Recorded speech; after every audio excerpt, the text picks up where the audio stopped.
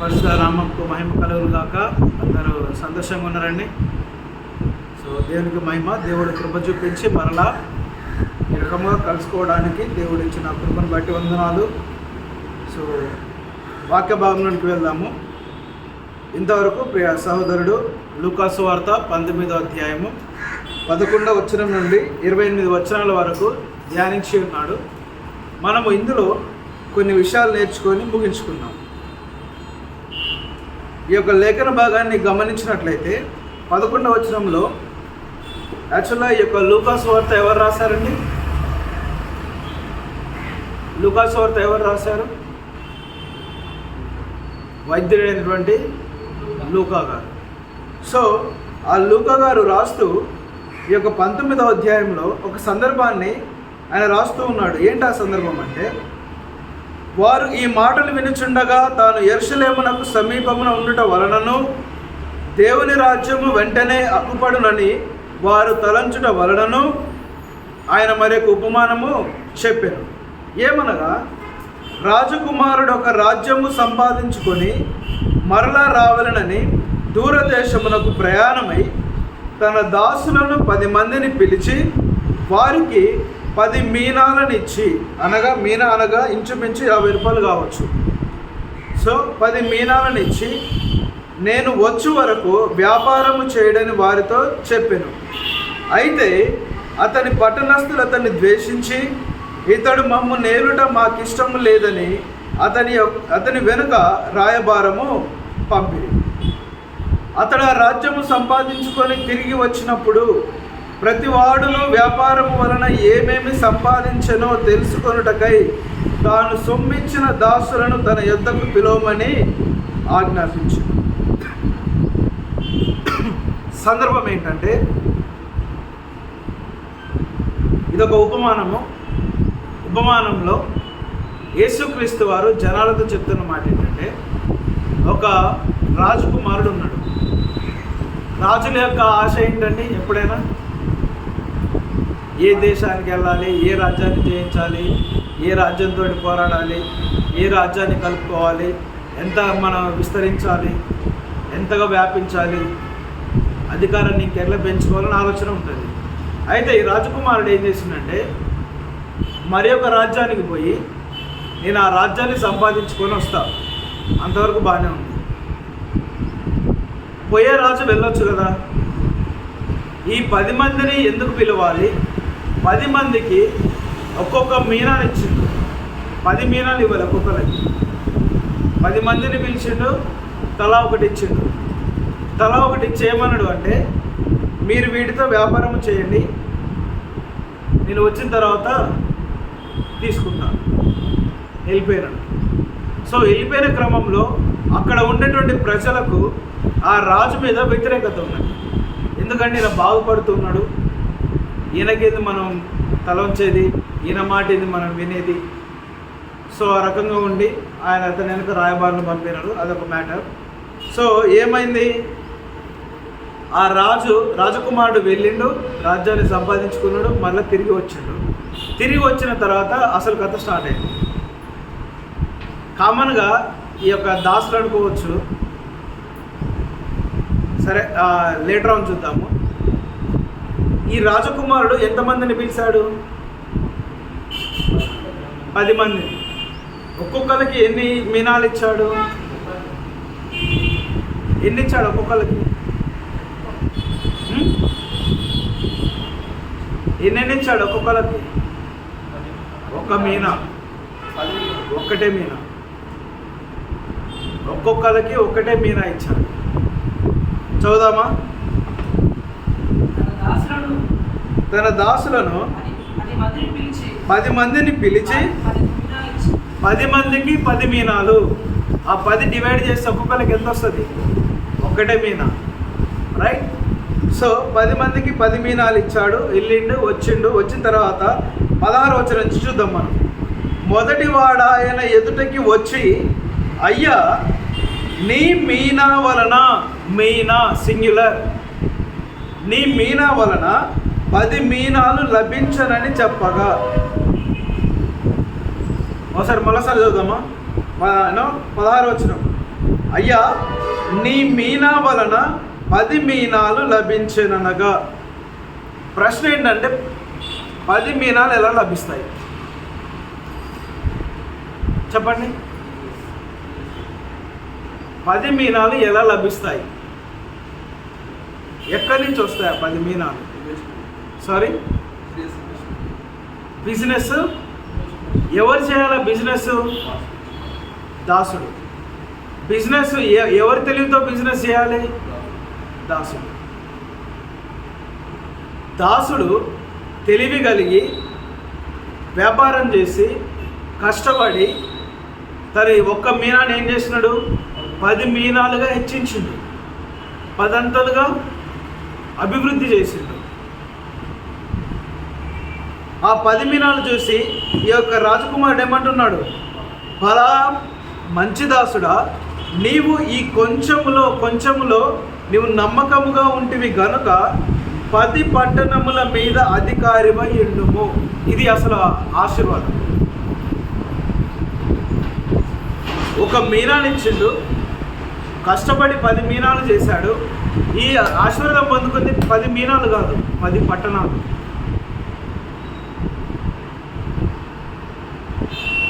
చూడండి, దేవుడు ఈరోజు మనతో ఏం మాట్లాడుతున్నాడంటే, ప్రతి ఒక్క క్రైస్తవునికి దేవుడు ఒక తలాంతు ఇచ్చాడు.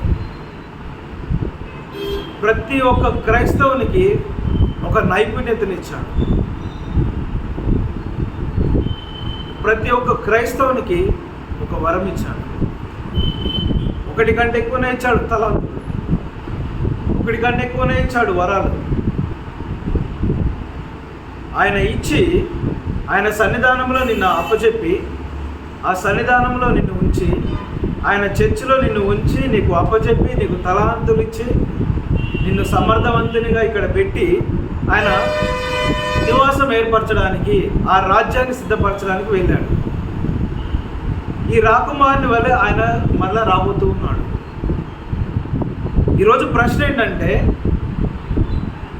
నీకున్న తలాంతులను మల్టిప్లై చేసి వాటిని అభివృద్ధి పరచి ఆ 2వ రాకడలో ఆయనకు అప్పగించబోతున్నావా లేదా అనే ప్రశ్న. అసలు ప్రశ్న ఏంటంటే, అసలు నీ తలాంతు ఏంటో నీకు తెలుసా? నీకు ఇవ్వబడిన తలాంతు, నీకు ఇవ్వబడిన నైపుణ్యత, నీకు ఇవ్వబడినటువంటి ఆశీర్వాదం ఏంటో నీకు తెలుసా? ఇక్కడ దాసుడికి క్లియర్గా తెలుసు. 1 రూపాయి ఇచ్చాడు, 10 రూపాయలు చేసిండు. మరి ఈరోజు నీకు ఏ తలాంతు ఇచ్చిండు దేవుడు? అది తెలుసా అసలు మీకు? ప్రతి చర్చిలో అనేక మంది క్రైస్తవులు వారి తలాంతులు తెలవకుండానే చర్చికి వస్తున్నారు. వారి తలాంతులు తెలవకుండానే వ్యర్థం చేస్తున్నారు రోజులు. వారి తలాంతులు తెలవకుండానే ప్రతి ఆదివారం చర్చిలో ఉండి టైంపాస్ చేస్తూ వెళ్తున్నారు. ఏ ఒక్కరిని వృద్ధిపరచడానికి ఇష్టపడట్లేదు. అసలు వారి తలాంతు ఏందో వాళ్ళకి తెలియదు. తలాంతు తెలవకుండా నువ్వు ఎన్ని రోజులు నువ్వు దాన్ని వెచ్చిస్తావు? తలాంతు తెలవకుండా నువ్వు వాటిపైన ఎట్లా ఇన్వెస్ట్ చేస్తావు? తలాంతులు తెలవకుండా వాటి నెల నువ్వు అభివృద్ధి పరుస్తావు. తలాంతులు తెలవకుండా దేవుని దగ్గరికి వెళ్ళి ఇదిగో ఎలా అప్పచెప్తావు? ప్రతి క్రైస్తవుడు నువ్వు క్రైస్తవ జీవితంలో నీ తలాంతు ఏంటో నువ్వు తెలుసుకోవాలి. దేవుని సన్నిధానంలో నీ యొక్క తలాంతు ఏంటి, నీ పని ఏంటి, నీ యొక్క వారం ఏంటో నువ్వు తెలుసుకోవాలి. తెలుసుకొని నువ్వు అభివృద్ధి పరచుకోవాలి వాటిని. 2వ రాకడలో దేవుడు అడగబోతున్నాడు, ప్రియ సహోదరుడా, ఒకవేళ నీ తలాంతును నువ్వు వృద్ధిపరిస్తే ఏమంటాడంట నిన్ను? అలా నమ్మకమైన మంచి దాసుడా. గమనించండి, ఇక్కడ ఈ వ్యక్తి ఎంత కష్టపడితే 1ని 10 రెట్లు చేస్తాడు. దేవుడు ఆ కష్టాన్ని చూసి, ఆ నమ్మకత్వాన్ని చూసి, ఆ విశ్వాసాన్ని చూసి ఏమంటున్నాడు? ఇదిగో ఈ 10 ఊర్లు నీ ఏలుబడి చేయి. చూడండి, ఆ రాజకుమారుడు లేనటువంటి సందర్భంలో కష్టపడి పనిచేశాడు. రాజకుమారుడు వచ్చాక ఏలుబడి చేస్తున్నాడు.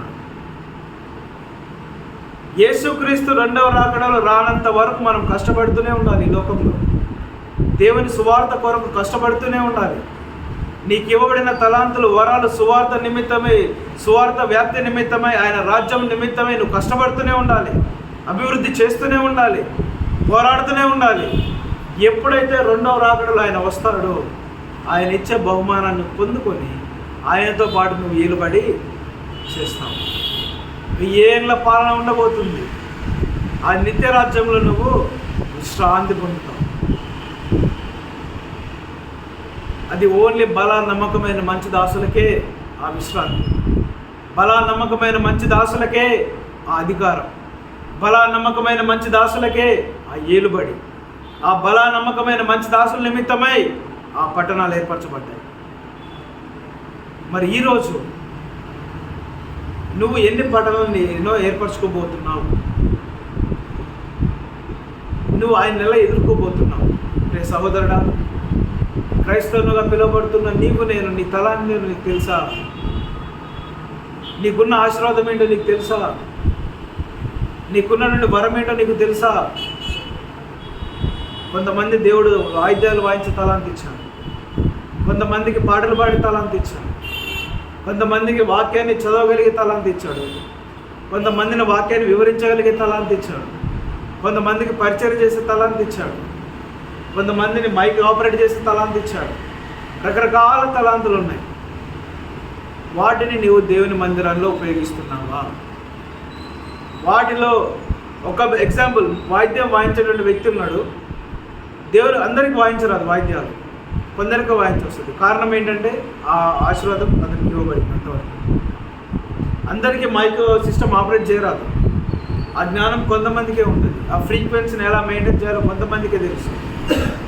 ఆ తలాంతుని దేవుడు వారికి అప్పగించాడు.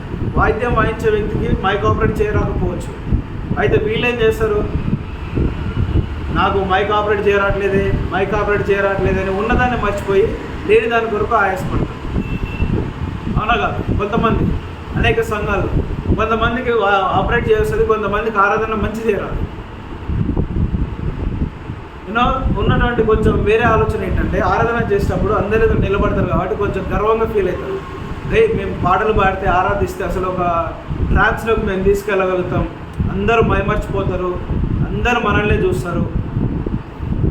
ఈ వ్యక్తులు ఏం చేస్తారు? ఇతర వ్యక్తులకు ఇవ్వబడిన వ్యక్తులు ఇతరులాగా నేను పాడగలిగితే బాగుండేమో, ఇతరులాగా నేను మెప్పు పొందుకుందనేమో అంటే వారికి ఇవ్వబడిన తలాంతులు మర్చిపోయి పక్కకు పెట్టి ఇతరుల తలాంతుల మీద ఆధారపడడానికి ప్రయత్నిస్తారు. వీటిలో ఇతరుల వాటిని పొందుకోవడానికి ఆధారపడాలని ప్రయత్నిస్తారు. అది దేవుడు చెప్పట్లే మనకు. నీకు ఇవ్వబడిన వాటిలోనే నువ్వు 100% సమర్థవంతుడిగా ఉన్నాను. నీకు ఇవ్వబడిన దానిలో నువ్వు తృప్తి కలిగి ఉన్నాను. ఈరోజు దేవుడు నీతో అడుగుతున్నాడు, ప్రియ సంగమా, నీ తలాంతి ఏంటి? అతనికి ఒక మీనా ఇచ్చా, నేను వెళ్ళిపోయినా. అది ఎట్లా కష్టపడాలి, ఏం చేయాలి? చూడండి, ఆ మీనా ఒక్కటి చేతిలో ఉంది. ఏ వ్యాపారం చేయాలనేది ఇతడు డిసైడ్ చేసుకోవాలి. బిజినెస్ చేయాలా, అప్పు ఇవ్వాలా, రుణం ఇవ్వాలా, లేకపోతే ఇంకెలా ఇన్వెస్ట్ చేయాలనేది ఇతని మీద ఆధారపడినది. అవునా కాదా? ఇతడి తెలివి ఉపయోగించి, జ్ఞానం ఉపయోగించి, బలాన్ని ఉపయోగించి, సామర్థ్యాన్ని ఉపయోగించి, ఎన్నో సౌకర్యాలు ఉపయోగించుకొని, తనకున్న పలుకుబడిని ఉపయోగించుకొని, లేదా తనకున్నటువంటి పరిచయాలను ఉపయోగించుకొని దాన్ని ఎలా అభివృద్ధి పరుస్తారనేది ఇతని చేతుల్లో ఆధారపడి ఉన్నది. కానీ అభివృద్ధి పరచాల్సిన బాధ్యత ఇతనే. గమనించండి, ఎందుకో తెలుసా? నువ్వు 1 రూపాయిని 10 రెట్లుగా నువ్వు ఎన్నో అభివృద్ధి చేస్తున్నావంటే నువ్వు జ్ఞానవంతుడివి. నీలో ఆ అభివృద్ధి పరిచేటువంటి జ్ఞానం ఉన్నది, తెలివి ఉన్నది. దేవుడు ఈ కొంచెంలో నమ్మకత్వాన్ని చూసి మరి 10 ఊర్లను ఏలాలంటే ఎంత జ్ఞానం ఉండాలి? 10 ఊర్లను ఏలుబడి చేయాలి అంటే ఎంత సమర్థవంతులై ఉండాలి? 10 ఊర్లను నువ్వు ఒక రాజుగా లేకపోతే ఒక లీడర్గా ఉండాలి అంటే నీకెంత సామర్థ్యమో, ఎంత తెగువ, ఎంత హార్డ్ వర్క్ చేసే గుణం ఉండాలి. దేవుడు గమనించిండు, ఈ నమ్మకత్వాన్ని చూసిండు, నీ తెలివిని చూసిండు, అభివృద్ధి పరచడంలో నీ సామర్థ్యాన్ని దేవుడు చూశాడు, నీకున్నటువంటి తెగువని దేవుడు చూశాడు, నీకున్నటువంటి ఆ గుణాన్ని దేవుడు చూశాడు, కమిట్మెంట్ని దేవుడు చూశాడు. ఇవన్నీ చూసి ఓకే, నువ్వు సమర్థుడవు, నీకు ఈ 10 అప్పగించవచ్చు. అసలు ఆశీర్వాదాన్ని ఇచ్చాడు దేవుడు. ఈరోజు దేవుడు వాక్యం సెలవిస్తుంది, మనమందరము మంచి నమ్మకమైన దాసులముగా ఉండాలి. అందుకొరకే మనం పిలువబడ్డాము. కానీ పైన వచనం ఒకటి ఉంది చూసారా? ఏది? 14వ వచనంలో, అయితే అతని పట్టణస్థులు అతన్ని ద్వేషించి ఇతడు మమ్ము నేలుట మాకిష్టము లేదని అతని వెనక రాయబారము పంపిరి. మనం ఎలా అర్థం చేసుకోవాలి అంటే, దేవుడు నీకు తలాంత్ ఇచ్చిన, సాతాను ఏం చేస్తుంది? తలాంతులు అభివృద్ధి పరచాలని సాతాను చూస్తుందా? నువ్వు బాగుపడుతుంటే సాతానికి ఇష్టమా? దేవుని నామాన్ని హెచ్చిస్తుంటే సాతానికి ఇష్టమా? దేవుని నామం పొగడబడుతుంటే సాతానికి ఇష్టమా? వాక్యం స్పష్టంగా చదువుతుంటే సాతానికి ఇష్టమా? వాయిద్యాలు స్పష్టంగా ప్లే చేస్తుంటే సాతానికి ఇష్టమా? ఆరాధన క్రమంగా జరుగుతుంటే సాతానికి ఇష్టమా? ఇవన్నీ ఇష్టం లేక ఎవరైతే తలాంతులు పొందుకున్నారో వారి వెనక రాయబాట్లు పంపిస్తుంది సాతాను. చెడు ఆత్మను పంపిస్తుంది. నేనెందుకు పని చేయాలి చర్చిలో? ఫ్రీగా నేనెందుకు వాయిద్యాలు వాయించాలి చర్చిలో? వాక్యం నేనెందుకు చదవాలి చర్చిలో? నేనెందుకు ఆరాధన జరిగించాలి చర్చిలో? నేనెందుకు పనులు చేయాలి? దేవుని అభివృద్ధిని, దేవుని కొరకు అభివృద్ధి ఇష్టం లేక సాతాను నిన్ను వాడుకుంటుంది. నీకున్న తలాంతులు వాడనీయదు. గమనించండి, నీకు వాయిద్యాలు వాయించొస్తున్నది సాతాను ప్రేరేపించి, నేనెందుకు వాయిద్యాలు వాయించాలి? నాకు ఏ డబ్బులు రావట్లే, నాకు ఘనత రావట్లే, నన్ను ఎవరు పట్టించుకోవట్లే, నాకు మెప్పు రావట్లే, నేను ఎందుకు వాయిద్యాలు వాయించాలని అక్కడ ఆ మనస్తత్వంతో, ఒకవేళ చెడు మనస్తత్వం వచ్చి ఆగిపోయి ఉంటే ఆ తలాంతు అభివృద్ధి చెందుతుందా? చెందదు. ఆ తలాంతుకు ఏమన్నా, ఆ తలాంతు వల్ల 10 మంది బాగుపడతారా? ఆ తలాంతు వల్ల 10 మంది దేవుని ఆరాధిస్తారా? ఆరాధించరు. అంటే ఈ పర్టికులర్ తలాంతు వల్ల దేవుని మహిమ ఆగిపోయింది. నీ ద్వారా సాతాను నిన్ను వాడుకొని ఆ పైన ఆపే చూసింది చర్చిలో. ఈరోజు ఎంతమంది లేరండి రకరకాల తలాంతులు ఉండేటోళ్ళు, చర్చికి రాక, మందిరానికి సపోర్ట్ చేయక, ఎన్ని పనులు ఆగిపోయినాయి, ఎంత పరిచయం ఆగిపోయింది, ఎంత సువార్త ఆగిపోయింది. జ్ఞాపకం ఉంచుకోవాలి. ఈరోజు దేవునితో చెప్తున్నాడు, మొట్టమొదటిగా నీ తలాంతు ఏంటో నువ్వు గ్రహించాలి. ఫస్ట్ ఆ తలాంతుని దేవుని మందిరంలో వాడాలి. వాడకపోతే లెక్క ఉంటుంది. సహోదరుడు 10 మందిని సంపాదించాడు, 10 మీనాలు సంపాదించాడు, 10 పట్టణాలు గెలుచుకున్నాడు. 10 పట్టణాల మీద నాయకుడిగా, యజమానుడిగా అధికారం ఇచ్చి ఈలుబడి చేస్తున్నాడు. రెండో వ్యక్తి ఏమంటున్నాడు చూడండి, 18వ వచనంలో, అంతటా రెండో వాడు వచ్చి, అయ్యా నీ మీనా వలన 5 మీనాలు లభించెను. ఈ మొదటి వ్యక్తి కొంచెం చురుకుగా వ్యక్తి అయి ఉండొచ్చేమో, కొంచెం ఫాస్ట్ వ్యక్తి అయి ఉండొచ్చేమో, చురుకుగా, చాలా బలముగా, తొందరగా తను పని చేయగలిగి హార్డ్ వర్కర్ అయి ఉండొచ్చేమో. అందుకే ఇద్దరికి ఒక్కటే సమయం ఇవ్వబడింది కదా, అందరికి ఒక్కటే సమయం ఇవ్వబడింది. కానీ ఉన్న సమయంలో ఒకడు 10 తలాంతులు సంపాదిస్తే ఇంకొక వ్యక్తి ఏం చేస్తాడు? రెండో వ్యక్తి 5 తలాంతులు సంపాదించాడు. ఈ 5 తలాంతులు సంపాదించిన వ్యక్తితో ఏమంటున్నాడు రాజకుమారుడు? 19వ వచనంలో, అతడు నీవును 5 పట్టణముల మీద ఉండుము. అతని కష్టాన్ని గ్రహించిన దేవుడు, అతని సామర్థ్యాన్ని గ్రహించిన దేవుడు, అతని యొక్క జ్ఞానాన్ని పరిశీలించిన దేవుడు, ఓకే నువ్వు 5 పట్టణాల వరకు ఏలుబడి చేయగలవు, దానికి మించి ఇస్తే నువ్వు భారాన్ని మోయలేవు. అందుకే దేవుడు కొంతమందికి ఎక్కువ ఆశీర్వాదాలు ఇస్తాడు, కొంతమందికి తక్కువ ఆశీర్వాదాలు ఇస్తాడు. మనం ఎంత మోయగలమో అంతనే దేవుడు మన మీద పెడతాడు. ఈ 5 పట్టణాలు ఇవ్వడం ఆశీర్వాదం కాదా? 10 పట్టణాలు ఇవ్వడం ఆశీర్వాదం కాదా? మరి ఆశీర్వాదంలో దేవుడు ఎందుకు లిమిట్ చేసింది? అక్కడ 10కి ఎందుకు ఎక్స్టెండ్ చేసినాడు, ఇక్కడ 5 వరకు ఎందుకు లిమిట్ చేసినాడు అంటే, ఈ వ్యక్తి యొక్క సామర్థ్యం అంతవరకే. ఈ వ్యక్తి అంతవరకే పరిపాలించగలడు, ఈ వ్యక్తి అంతవరకే నడిపించగలడు, ఈ వ్యక్తి అంతమందిని మెయింటైన్ చేయగలడు. అంతకు మించి ఇస్తే మెస్ అయిపోతుంది మైండ్, భయం వచ్చేస్తుంది, ఆందోళన వచ్చేస్తుంది. ఎలా ఏం చేయాలి? సామర్థ్యం కొద్దే ఇస్తాడు, ఆశీర్వాదం కొద్దే. తలాంతులు కూడా మన సామర్థ్యాన్ని కొద్దే ఇస్తాడు, మన మన చురుకుదనాన్ని బట్టే ఇస్తాడు, మన ఆసక్తిని బట్టే దేవుడు ఇస్తాడు మన తలాంతులు. ఈ వ్యక్తి కూడా, రెండో వ్యక్తి ఏం చేసుకున్నాడు? 5 పట్టణాలని సంపాదించుకున్నాడు. మూడో వ్యక్తి వద్దకు వద్దాం.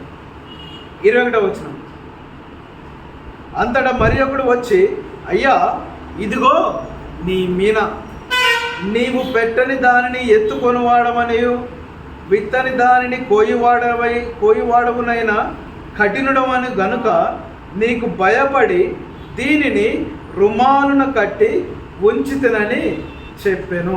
అందుకతడు, చెడ్డదాసుడా, నీ నోటి మాటను బట్టియే నీకు తీర్పు తీర్చుదును. నేను పెట్టని దానిని ఎత్తువాడను, విత్తని దానిని కోయువాడనునైనా కఠినుడవని నీకు తెలిసి ఉండగా నీవెందుకు నా సొమ్ము సాహుకారుల యొద్ద నుంచలేదు?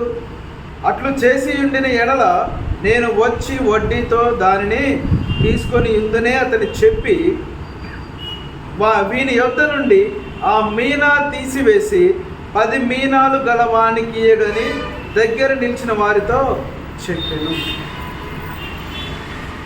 ఇదే జరగబోతుంది ప్రతి ఒక్క క్రైస్తవునికి.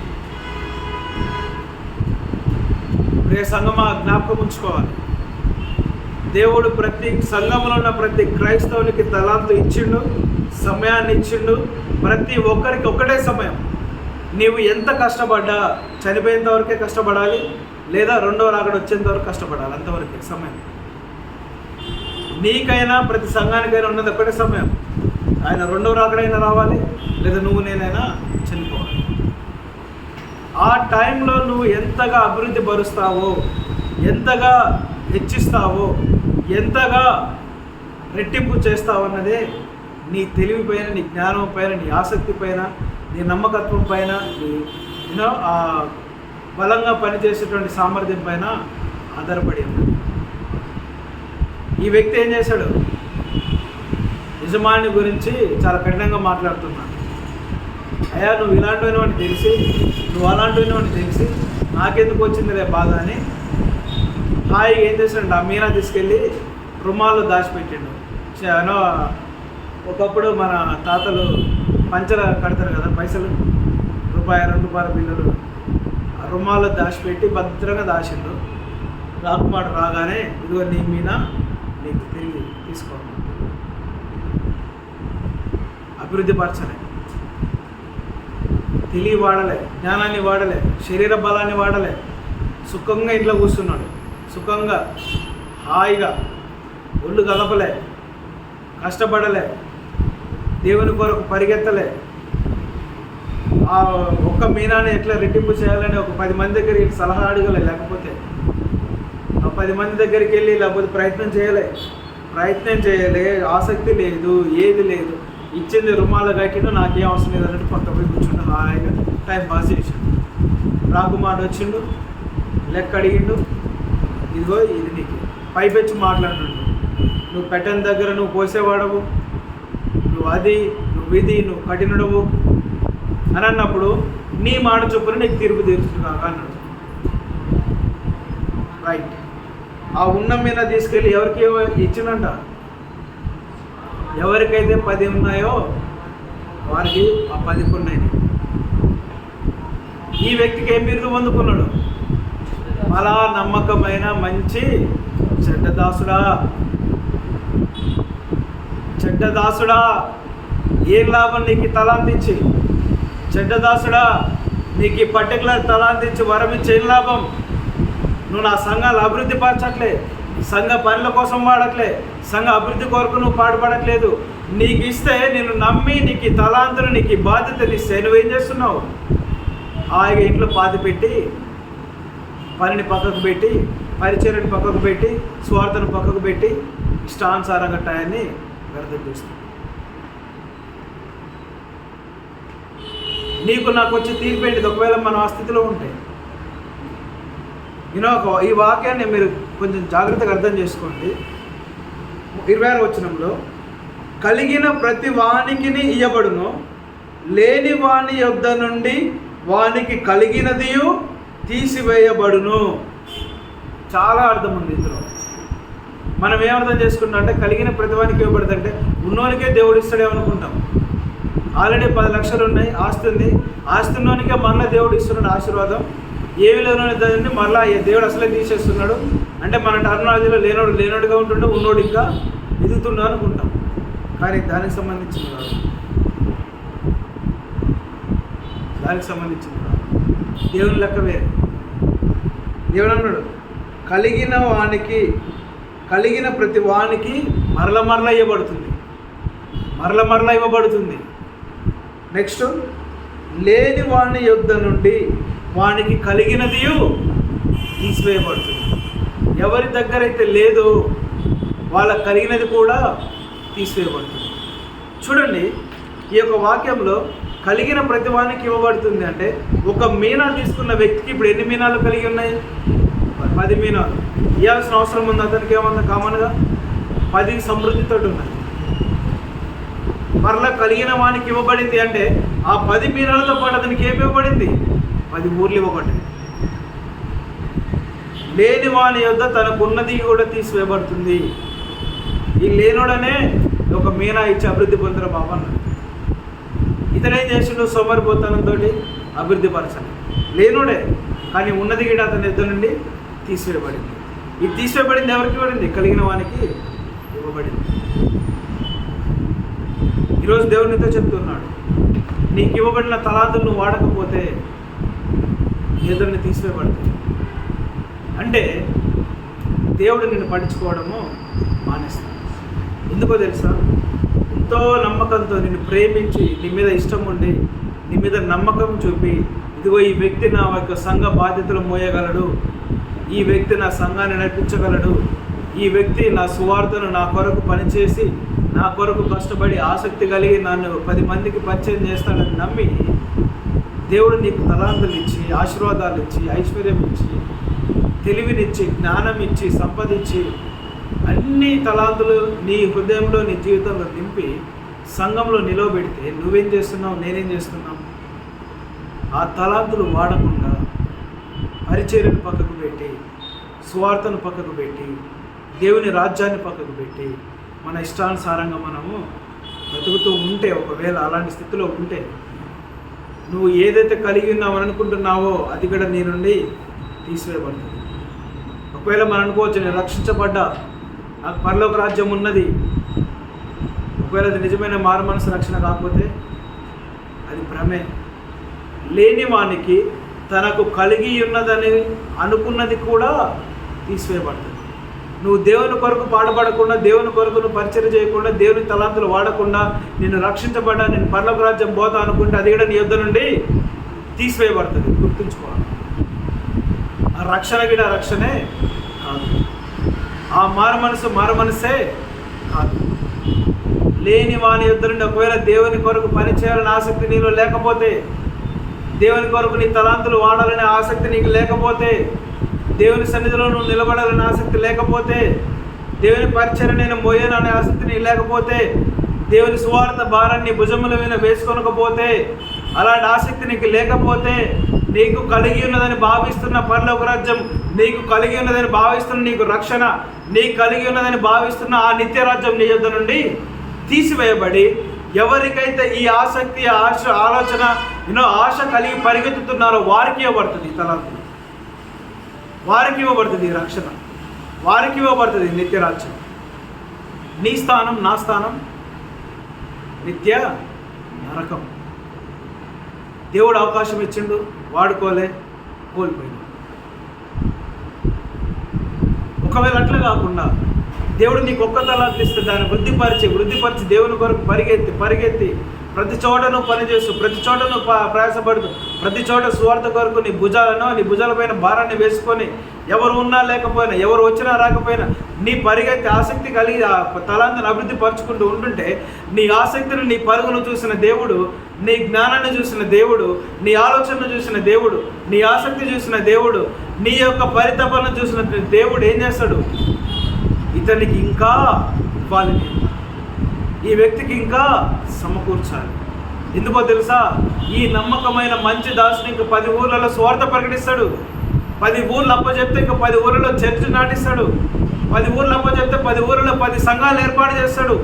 10 ఊర్లు అప్పచెప్తే 10 మంది 10 ఆత్మీయులను ఏర్పాటు చేస్తాడు. 10 మందికి అప్పచెప్తే 10 ఊర్లు అప్పచెప్తే 10 మంది స్వార్థకులను లేవనెత్తుతాడు. ఈ 10 ఊర్లను అప్పచెప్తే 10 ఆశ్చర్యకరమైనటువంటి ఆరాధన బృందాలను ఏర్పాటు చేయగలుగుతాడు. తన తలాంతులు 10 మందికి వాడతాడు. తన తలాంతులు 10 ఊర్లలో వ్యాపింపజేసి వస్తాడు. అట్టి నమ్మకం ఉంటే దేవుడు నీకు 10 కాదు 100 అప్పచెప్తాడు. దేవుడు ఆ నమ్మకత్వాన్ని మనం పొందుకోవాలి. ఆ నమ్మకస్తులుగా మనం నిలబడాలి దేవుని ఇష్టం. ఈరోజు ఒకవేళ దేవుడు మన ఎదురు నిలబడి ఎవరు నమ్మకస్తులని ఒక స్కాన్ పెట్టి చూస్తే అందులో మనం నిలబడగలుగుతామా? నువ్వైనా నేనైనా. ఒకవేళ దేవుడు ఆశ కలిగి ఇదిగో 100 నశించిపోయే గ్రామాలు ఉన్నాయి, నశించిపోతున్న గ్రామాలు 100 గ్రామాలు ఉన్నాయి. 100 గ్రామాల్లో ఈయన కుమారుడు ఎన్ని గ్రామాలు సంపాదించుకుని సమర్థులని జ్ఞాపకం చేసుకొని ఒకవేళ అన్ని సమర్థంగా నీ సామర్థ్యత కొద్ది అప్పగించాలని దేవుడు ఇష్టంతో ప్రేమతో పరిగెత్తుకొని నీ ఎద్దకు వస్తే పొందుకొని స్థితిలో నువ్వు ఉంటావా? అయ్యా ఇదిగో నేను నమ్మకంగా నిలబడగలిగేటువంటి ధైర్యం, ఆ కళ్ళలో కళ్ళు పెట్టి చూడగలిగేటువంటి ధైర్యం నీకుందా? లేదా ఆయన ఇష్టంతో వచ్చి నీకు అప్పచెప్పాలనుకుంటే ఆ పొందుకోలేని స్థితిలో ఉండి ముఖం చాటేస్తాను. నేను సహోదరుడు జ్ఞాపకం ఉంచుకోవాలి. ఈరోజు దేవుడు నిన్ను నమ్మాడు కనుక ఈరోజు దేవుని సన్నిధిలో ఉన్నావు. నీ పైన ఆయన ఆశ కలిగి ఉన్నాడు కాబట్టి, ఆయన నమ్మకత్వం ఉంచుకున్నాడు కాబట్టి, ఆయన నిన్ను నమ్మాడు, నీ పైన విశ్వాసం ఉంచాడు కాబట్టే నీ మీద బాధ్యత అప్పగించాడు. మరి ఆ బాధ్యత మనం నెరవేరుస్తున్నామా లేదా గమనించండి. ఆ రాజకుమారుడు దగ్గరికి 10 మంది వచ్చి అడిగారా? అడగలే. రాజకుమారుడు వెళుతూ 10 మందిని పిలిచి అప్పచెప్పాడు నమ్మి. వారు ఇగో వీరైతే చేయగలరు. ఆ రాజ్యంలో ఊరిలో ఎన్ని 100 మంది ఉండాలండి? ఆ 100 మందిలో 10 మందిని ఎందుకు పిలువబడాలి? ఈ నల్గొండ పట్టణంలో ఈ హాస్టల్లో లేకపోతే ఇక్కడ ఎంతోమంది ఉండగా నువ్వెందుకు పిలువబడాలి? నువ్వెందుకు దేవుని మందిరంలో ఉండాలి? ఎందుకో తెలుసా? ఇష్టంతో దేవుడు నిన్ను పిలుచుకున్నాడు, ఇష్టంతో దేవుడు నిన్ను ఏర్పరచుకున్నాడు. నీ పైన విశ్వాసం ఉంచి నీ పేరెంట్స్ నిన్ను నమ్మినా నమ్మకపోయినా, నీ ఫ్రెండ్స్ నిన్ను నమ్మినా నమ్మకపోయినా, నీ బంధుమిత్రులు నిన్ను నమ్మినా నమ్మకపోయినా, ఎవరు నిన్ను నమ్మినా నమ్మకపోయినా, నీ పరలోకపు తండ్రి నిన్ను నమ్మి నీకు తలాంతులు అప్పచెప్పి ఇదిగో ఈ సన్నిధానం నిన్ను నిలవబెట్టాడు. అది ఎంత కొరకు దేవుని కొరకు ప్రయాసపడుతుంది. ఆ తలాంతులు ఎంతగా అభివృద్ధి పొందుతున్నావు, నీకున్న తలాంతులు ఎంతగా మెరుగుపరుస్తూ ఉన్నావు. ఇంట్లో ఒక కత్తిపీట ఉంటుంది, మనం కోస్తాం కూరగాయలు, చాకు ఉంటుంది, లేకపోతే ఒక కత్తి ఉంటుంది. నువ్వు ఒక 10 రోజులు 4 రోజులు వాడకపోతే అది అట్లనే షార్ప్గా ఉంటుందా? ఉండదు. దాంతో కూరగాయలు కోసినా పాయిజన్ అవుతాయి, మంచి వస్తువులు దాంతో కోసినా అవి పాయిజన్ అవుతాయి. అదే చాకును అదే కత్తిని నువ్వు దినదినం వాడుతూ ఉంటే, దినదినం మెరుగుపరుస్తూ ఉంటే, ఒక రాయి కేసు నువ్వు దాన్ని అటు ఇటు మెరుగుపరుస్తూ ఆ యొక్క షార్ప్ చేస్తూ ఉన్నప్పుడు ఎంతగా వాడబడుతుంది.